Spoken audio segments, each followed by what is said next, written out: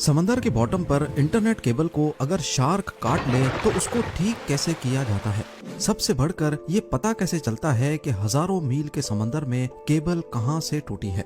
इस वीडियो से लेकर पूरा यूट्यूब, टिकटॉक, इंस्टाग्राम और यहाँ तक के पूरा ग्लोबल टेक सिस्टम ही आजकल इंटरनेट के जरिए एक दूसरे से जुड़ा हुआ है और पूरे इंटरनेट का 99% ट्रैफिक समंदर के बॉटम पे मौजूद छुपी हुई केबल्स के सहारे गुजरता है।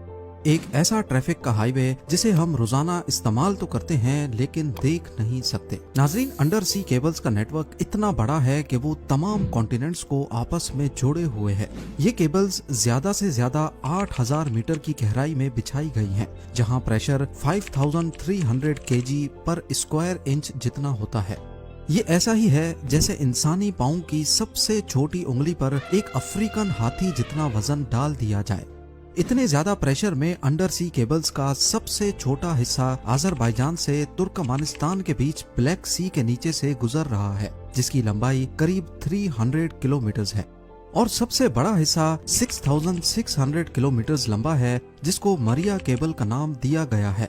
ये अमेरिका में वर्जीनिया बीच से शुरू होकर अटलांटिक ओशन की अंधेरी गहराइयों से होकर स्पेन के बिलबाओ पर आकर खत्म होती है। बात की जाए दुनिया के तमाम समंदरों में बिछाई जाने वाली केबल्स की, तो कुल मिलाकर इन सब की लंबाई 14 लाख किलोमीटर से भी ज्यादा है। इतनी ज्यादा कि अगर इन केबल्स को हमारे सोलर सिस्टम के तमाम प्लैनेट्स और उनके मून्स के गिर्द लपेटा जाए तो फिर भी इतनी केबल बच जाएगी कि वो अर्थ का दोबारा से एक गोल चक्कर लगा सके। अब जाहिर है इतनी लंबी केबल्स, वो भी समंदर में 8000 मीटर की गहराई में बिछाना कोई हल्का काम तो नहीं है। सिर्फ 1 किलोमीटर सबमरीन केबल को बिछाने में ज्यादा से ज्यादा 25 लाख US का खर्चा आता है। तो अब आप खुद अंदाजा लगा लें कि 14 लाख किलोमीटर केबल बिछाने में कितना खर्चा आया होगा। पर आखिर इतना सब कुछ करने की जरूरत ही क्या थी, जब आज के दौर में यही काम सैटेलाइट्स की मदद लेकर पूरी दुनिया को वायरलेसली आपस में कनेक्ट रखा जा सकता है। असल में देखा जाए तो पूरी दुनिया में 493 सबमरीन केबल्स मौजूद हैं। हर एक केबल 4000 टेराबिट्स का डाटा झेल सकती है, वो भी सिर्फ 1 सेकंड में। इसको यूं समझ लें कि सिर्फ एक केबल पर 8 करोड़ लोग 4K मूवी एक साथ स्ट्रीम कर सकते हैं और ऐसी 493 केबल्स हैं। इसके बरक्स यही काम अगर सैटेलाइट करेगी तो एक सैटेलाइट पर वही 4K मूवी सिर्फ 24,000 लोग एक साथ देख पाएंगे। अब लोगों की डिमांड्स पूरी करने के लिए होगा ये कि ज्यादा से ज्यादा सैटेलाइट्स इंस्टॉल करनी पड़ेंगी, जिसमें खर्चा भी ज्यादा होगा और मेंटेनेंस भी। सबमरीन केबल के मुकाबले में सैटेलाइट की मेंटेनेंस ज्यादा कॉस्टली भी है और मुश्किल भी, और अगर किसी वजह से सैटेलाइट में मेजर फॉल्ट आ जाए तो उसको रिप्लेस करने में 40 करोड़ US का खर्चा बर्दाश्त करना होगा। यही वजह है कि लाखों किलोमीटर की केबल समंदर के नीचे बिछाना सैटेलाइट या वायरलेस कनेक्टिविटी से ज्यादा आसान है। इस अंडर सी हाईवे में हर वक्त करोड़ों गीगाबाइट्स का डाटा ट्रेवल कर रहा है।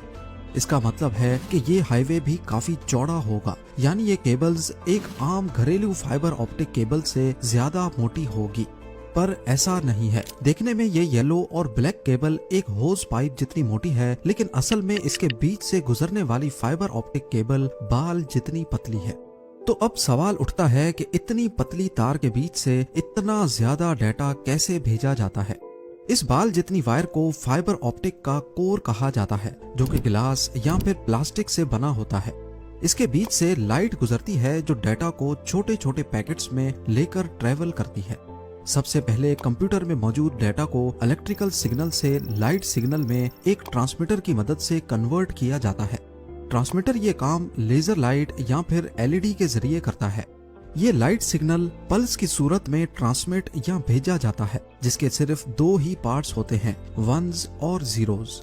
लाइट पल्स 1 को जाहिर करता है और जब कोई पल्स नहीं होता तो वो 0 को जाहिर करता है।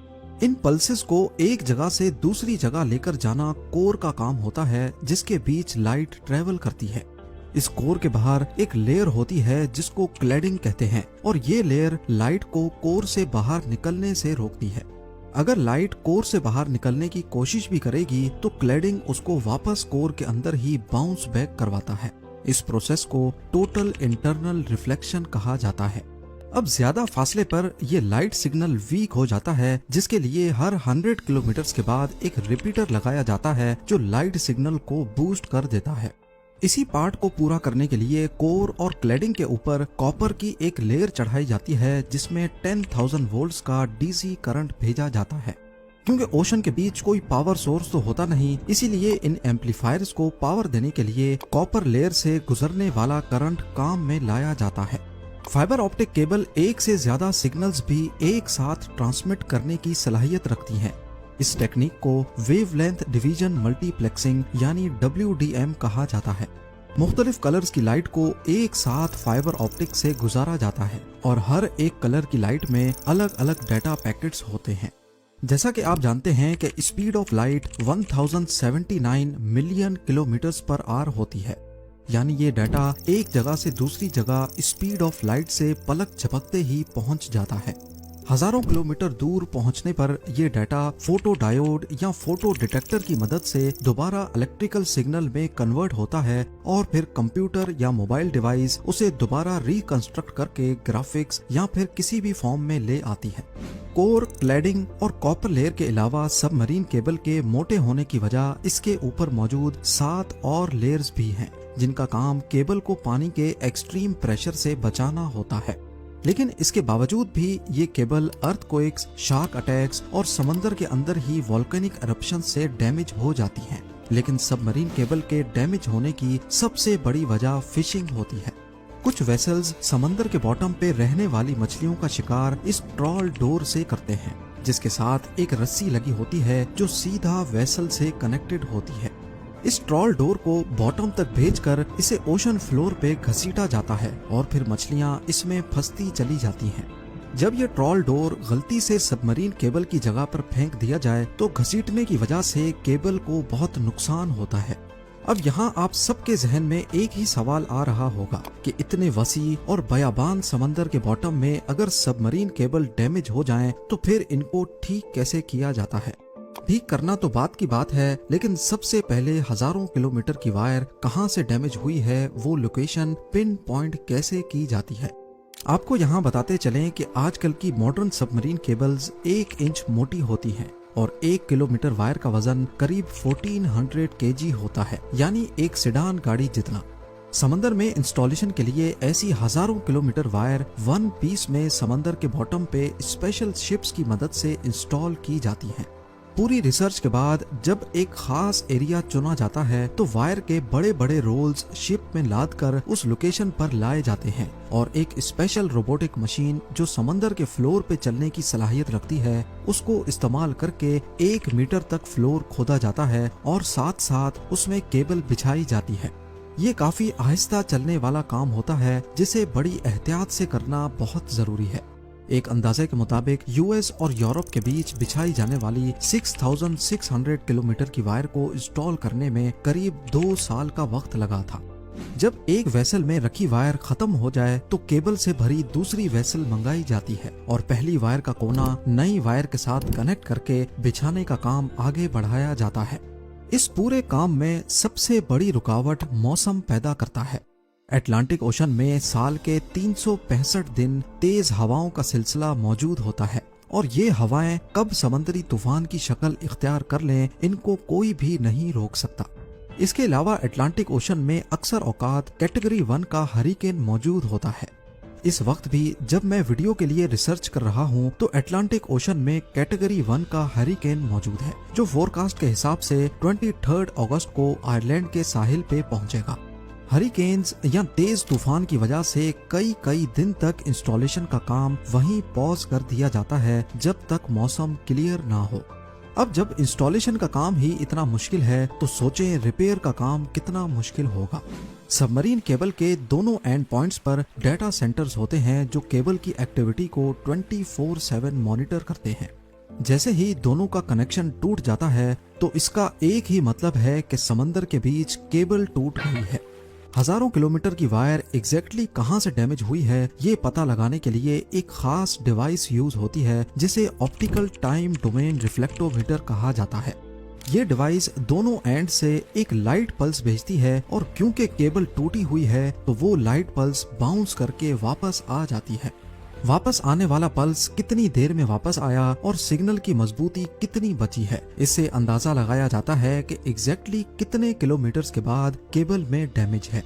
यही प्रोसेस दोनों एंड से किया जाता है और वेरीफाई किया जाता है कि दोनों की लोकेशन एक ही है कि नहीं। अब दोनों एंड से डीसी सप्लाई यानी केबल में छोड़ा गया करंट बंद किया जाता है और उस लोकेशन पर आरओवीज को समंदर के बॉटम पर भेजा जाता है। आरओवीज की मदद से पहले फिजिकली केबल का मुआयना किया जाता है और फिर केबल को बाहर निकालकर ऊपर मौजूद वेसल तक लाया जाता है। केबल का वो हिस्सा जो डैमेज हो गया हो वो काट कर उसमें दूसरा पीस लगाया जाता है।